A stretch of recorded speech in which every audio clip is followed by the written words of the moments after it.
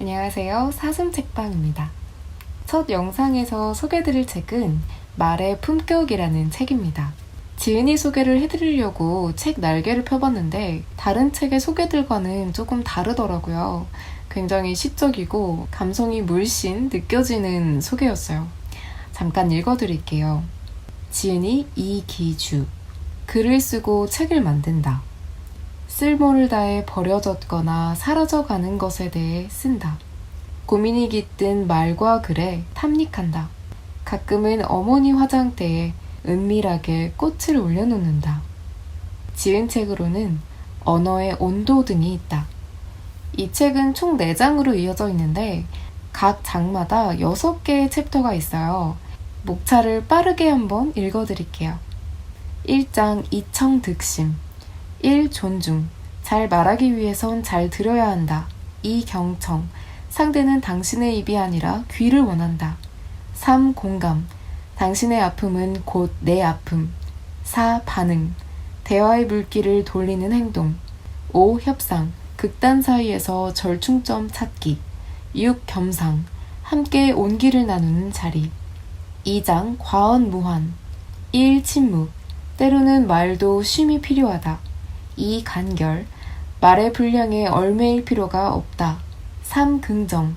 말은 종종 현실과 공명한다. 4. 둔감. 천천히 반응해야 속도를 따라잡는다. 5. 시선. 관점의 중심을 기울이는 일. 6. 뒷말. 내 말은 다시 내게 돌아온다. 3장 언위심성. 1. 인향. 사람의 향기. 2. 언행. 말과 행동 사이의 간극. 3. 본질. 쉽게 섞이거나 사라지지 않는 것. 4. 표현. 언어의 무늬와 결을 다채롭게. 5. 관계. 만드는 것이 아니라 쌓는 것. 6. 소음. 뾰족하고 시끄러운 소리. 4장 대언 담담. 1. 전환. 지는 법을 알아야 이기는 법을 안다. 2. 지적. 따뜻함에 태어나는 차가운 말. 3. 질문. 본질과 진실을 물어보는 일. 4. 앞날. 과거와 미래는 한 곳에서 숨쉰다. 5. 연결. 두 사람의 공통점을 찾는 노력. 6. 광장. 이분법의 울타리를 뛰어넘자. 지금 우리는 말의 힘이 세상을 지배하는 시대에 살고 있다. 온당한 말 한마디가 천냥빚만 갚는 게 아니라 사람의 인생을, 나아가 조직과 공동체의 명운을 바꿔놓기도 한다. 말하기가 개인의 경쟁력을 평가하는 잣대가 된 지도 오래다. 말 잘하는 사람을 매력 있는 사람으로 간주하는 풍토는 갈수록 확산하고 있다. 그래서인지 날카로운 혀를 빼들어 칼처럼 휘두르는 사람은 넘쳐나고 자극적인 이야기를 폭포수처럼 쏟아내며 좌중을 들었다 놨다 하는 능변가는 홍수처럼 범람한다. 모든 힘은 밖으로 향하는 동시에 안으로도 작용하는 법이다. 언어의 힘도 예외가 아니다. 말과 문장이 지닌 예리함을 통제하지 못해 자신을 망가뜨리거나 하루아침에 나락으로 떨어지는 이들이 비일비재하다. 그렇다면 말을 잘한다는 것은 무엇을 의미할까? 이 질문에 나는 여전히 명쾌한 답을 내놓을 수 없다. 다만 나는 글을 쓰고 다양한 부류의 사람들을 만나면서 사람마다 인품이 있듯 말에도 언품이 있음을 깨닫는다. 말은 마음을 담아낸다. 말은 마음의 소리다. 말이 쌓이고 쌓여 한 사람의 품성이 된다. 내가 무심코 던진 말 한마디에 품격이 드러난다. 인생을 살아가다 보면 다양한 인간관계에 비롯된 수많은 문제와 마주하게 된다. 이를 해결하기 위해서는 상대에게 적절한 말과 행동을 건네야 하는데 이때 본질적인 해결책은 다름 아닌 상대방의 말 속에 들어있는 경우가 많다. 대개 어떤 문제와 그에 상응하는 답은 보이지 않는 투명한 끈으로 느슨하게 이어져 있다. 그 끈을 차근차근 더듬고 끌어당김으로써 문제와 정답 사이의 간극을 좁혀나갈 때 나름의 해결책을 찾아낼 수 있다. 그렇기 때문에 잘 말하기 위해서는 우선 잘 들어야만 한다. 상대의 주장에 동의하지 않더라도 그의 말할 권리를 존중하고 귀를 기울여야 상대의 마음을 열어젖히는 열쇠를 손에 거머쥘 수 있다. 삶의 지혜는 종종 듣는 데서 비롯되고 삶의 후회는 대개 말하는 데서 비롯된다. 경청이란 단어의 한자를 파지해보면 그 의미가 더 잘 와닿는다. 경은 사람을 향해 머리가 기울어지는 것을 나타내는 한자로 상대방 앞으로 다가가 귀와 관심을 기울인다는 뜻이다. 청을 풀이하면 더 심오한 메시지를 얻을 수 있다. 귀이, 임금왕, 열십, 눈목, 마음심으로 이루어진 형태다. 임금처럼 진득하게 귀를 기울이면서 눈을 크게 뜨고 사람을 바라보면 상대의 마음마저 얻을 수 있다는 의미로 풀이된다. 경청은 듣는 일 가운데 가장 품격 있고 고차원적인 행위다. 우리가 타인의 음성을 듣는 행위는 큰 틀에서 보면 수동적 듣기와 능동적 듣기로 나뉜다. 경청은 대화 도중 상대방의 말을 가만히 청취하는 수동적 듣기가 아니라 상대의 말에 귀 기울인 다음 적절하게 반응하는 적극적 듣기에 해당한다. 일부 뇌공학 전문가들은 경청이 어려운 이유를 인간의 고등한 뇌 메커니즘에서 찾기도 한다.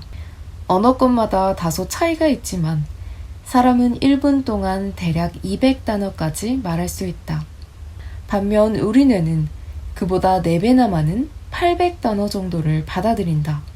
뇌 능력을 4분의 1만 사용해도 상대의 말을 충분히 해석할 수 있으므로 굳이 타인의 말을 경청할 필요 자체를 못 느낀다는 얘기다. 들리는 것을 듣는다고 해서 다 듣는 것이 아니다.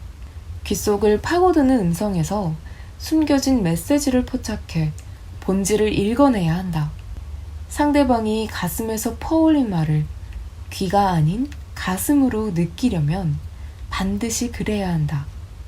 삶은 유한하고 죽음은 영원하다는 만고불변의 진리 앞에서 인간은 늘 무력하다.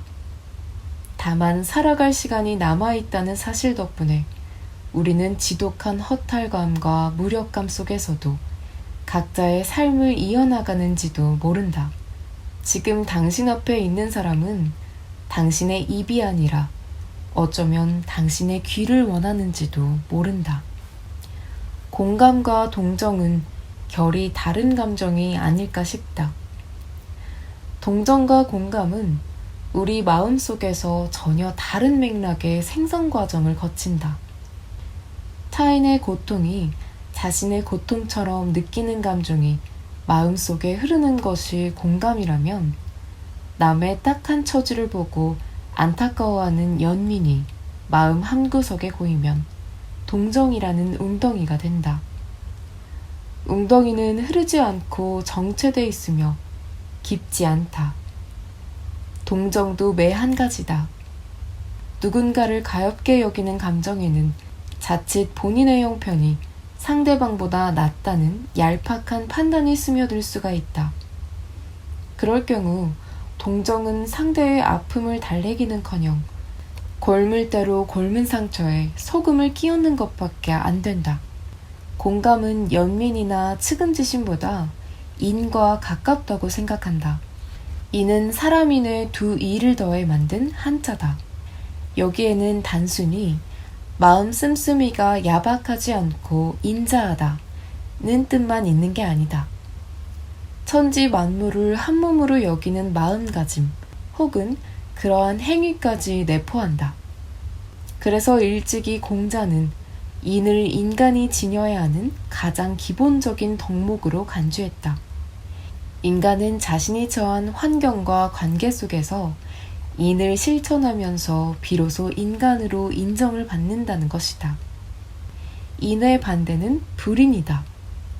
본초 강목과 동의보감 등 동양의학서적에서는 다음과 같은 문장이 종종 등장한다.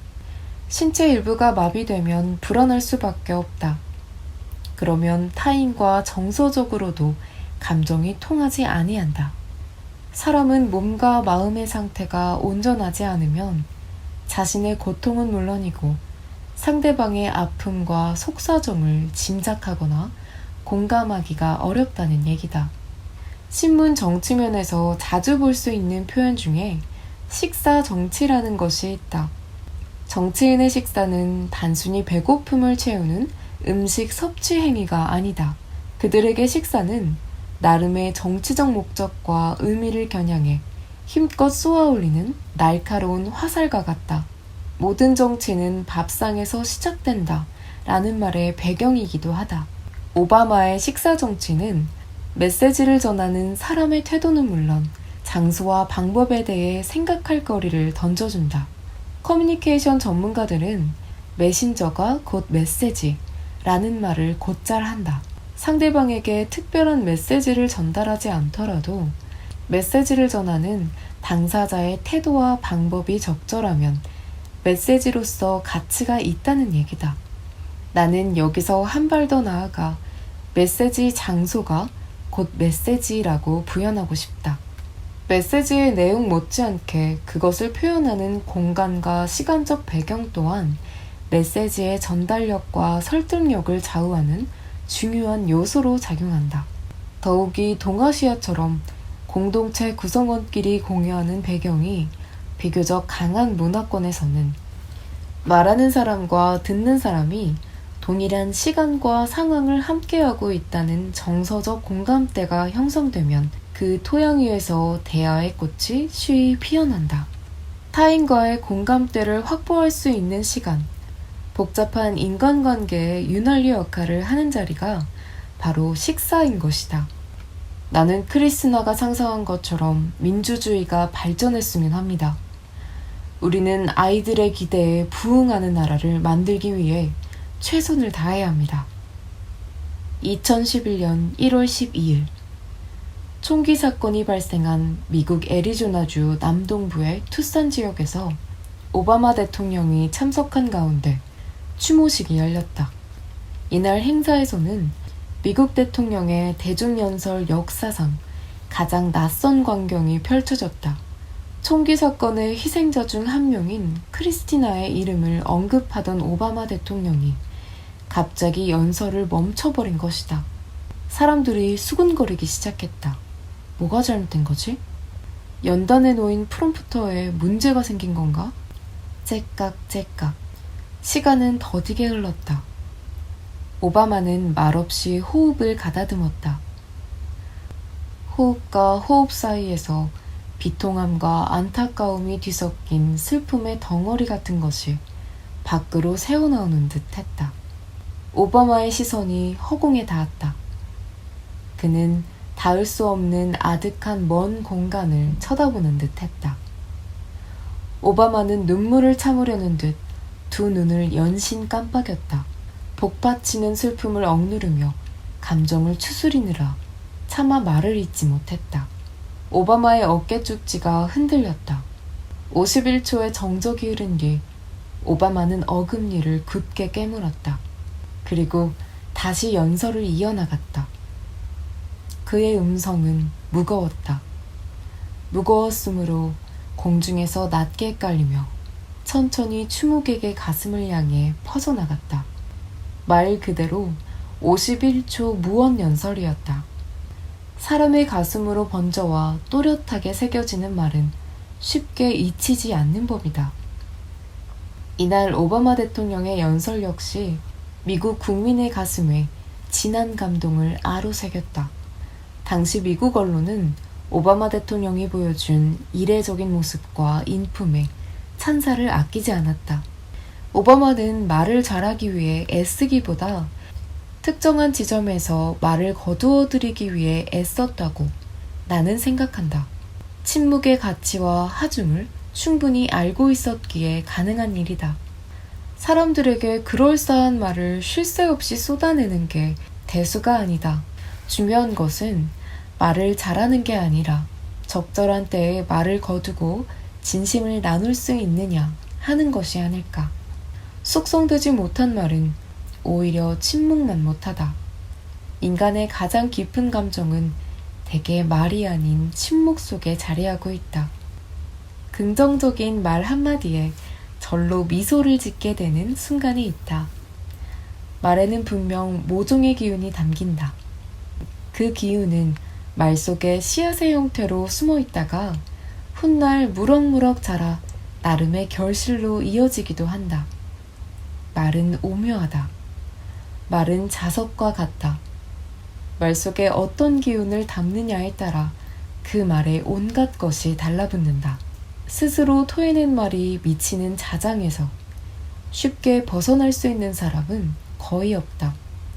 말이 무조건 현실이 될 리 만무하지만 말이 현실과 공명하는 경우는 빈번하다. 말에 두려움이 담겨 있으면 불현듯 공포가 엄습하고 재미가 있으면 눈길을 끌어당긴다.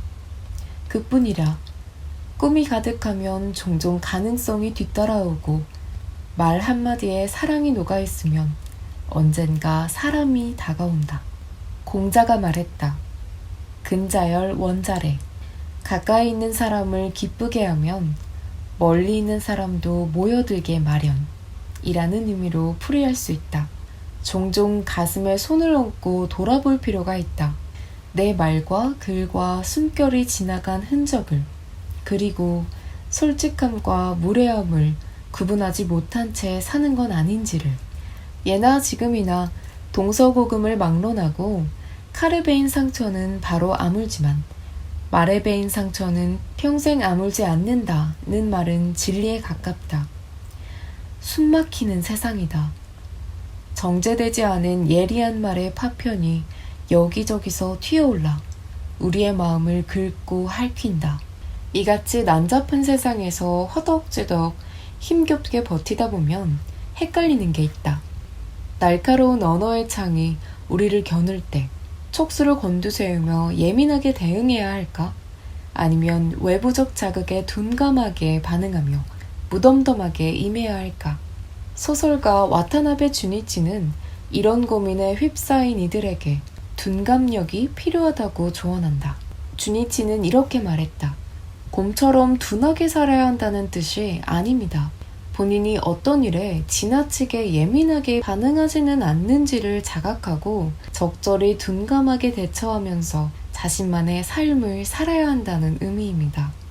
둔감력은 무신경이 아닌 복원력에 가깝습니다. 둔감력은 좌절감을 극복하는 마음의 근력 또는 힘을 의미하는 회복 탄력성 같은 단어와 어감이 묘하게 겹쳐진다. 타인의 말에 쉽게 낙담하지 않고 가벼운 질책에 좌절하지 않으며 자신이 고수하는 신념과 철학을 바탕으로 말하고 행동하는 힘. 그렇게 삶을 바라보는 세계관이 바로 둔감력이다. 블로그나 SNS에 달리는 댓글을 읽다가 화들짝 놀랄 때가 있다. 상대의 단점만을 발견하기 위해 몸부림친다는 것은 어쩌면 스스로 내면이 가난하다는 사실을 방증하는 것인지도 모른다. 슬픈 일이다. 남을 칭찬할 줄 모르면서 칭찬만 받으려 하고, 남을 배려할 줄 모르면서 존중만 받으려 하고, 남을 사랑할 줄 모르면서 사랑만 받으려 하는 건 얼마나 애처로운 일인가. 악플과 태생적 배경이 유사한 단어가 있으니 바로 뒷담화다. 모든 힘은 밖으로도 향하는 동시에 안으로도 작용하는 법이다. 말의 힘도 그렇다. 말과 문장이 지닌 무게와 힘을 통제하지 못해 자신을 망가뜨리거나 하루아침에 나락으로 떨어지는 이들이 허다하다. 일본의 심리학자 시부야 쇼조에 따르면 타인을 깎아내리는 언행을 서슴지 않는 사람은 칭찬받고 싶어하는 사람이다.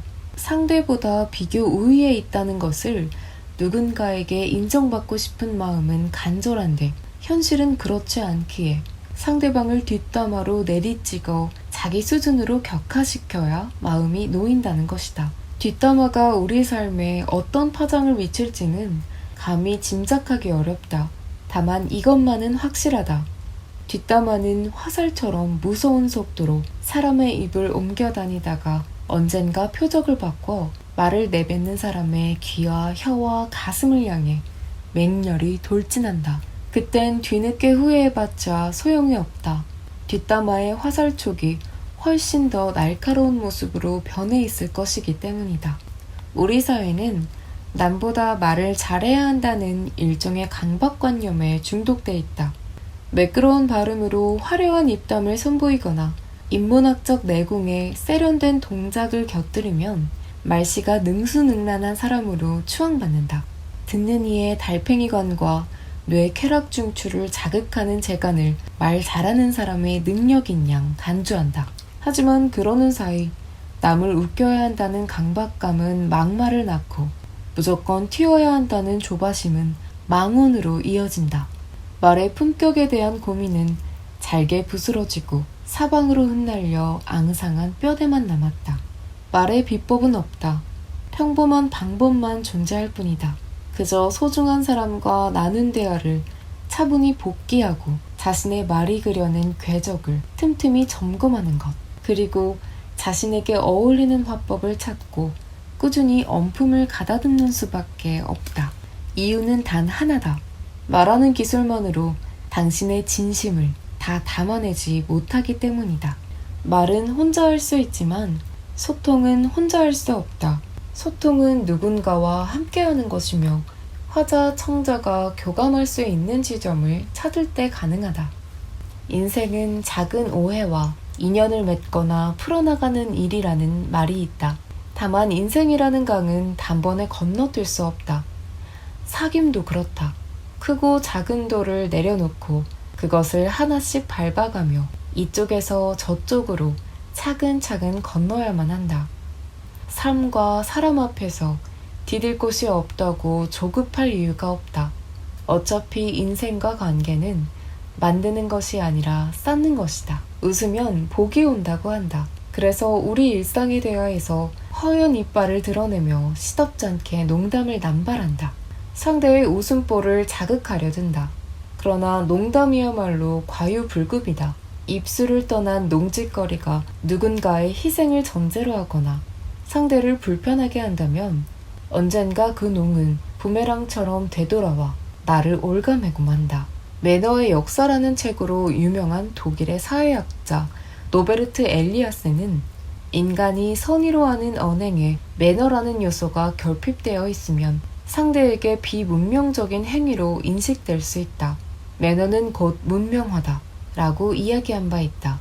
청산유수처럼 말하는 사람이 주목받는 시대임은 부정할 수 없다. 그러나 번지르란 말 속에 상대에 대한 배려가 빠져있다면, 그래서 누군가에게 상처를 안겨준다면 그것은 목소리가 아니라 거친 소음에 지나지 않는다. 정신과 의사이자 저술가인 아론 라자르는 사과는 곧 솔루션이라는 말을 했다. 용기에 바탕을 둔 진솔한 뉘우침이야말로 상대방의 마음을 움직이는 유일한 해결책이며 이에 당사자들이 갈등과 불신을 해소할 수 있는 가장 강력한 의사소통 도구라는 것이 그의 논리다. 일리가 있다. 사과는 갈등과 갈등 사이에 유연함을 스며들게 한다. 사과는 틀어진 관계를 복원하는 기제로 작용한다. 지는 법을 아는 사람이야말로 책임을 지는 사람이다. 지는 행위는 소멸도 끝이 아니다. 의미 있게 패배한다면 그건 곧 또 다른 시작이 될 수 있다. 상대를 향해 고개를 숙이는 것이 아니라 상대방을 인정하는 방법이기 때문이다. 가끔은 멋지게 져줄 필요가 있다. 그렇게 접어든 길은 죽는 길이 아니다. 종국에는 그것이 가장 현명하게 사는 길이다. 영국의 극작가 조지 버나드 쇼의 일화다. 어느 날 쇼는 미켈란젤로의 그림을 좋아하지만 로댕의 작품이라면 무턱대고 혹평하는 미술 애호가들을 집으로 초대했다. 쇼는 그들에게 작품 한 점을 보여주면서 최근 손에 넣게 된 로댕의 그림입니다 라고 말했다.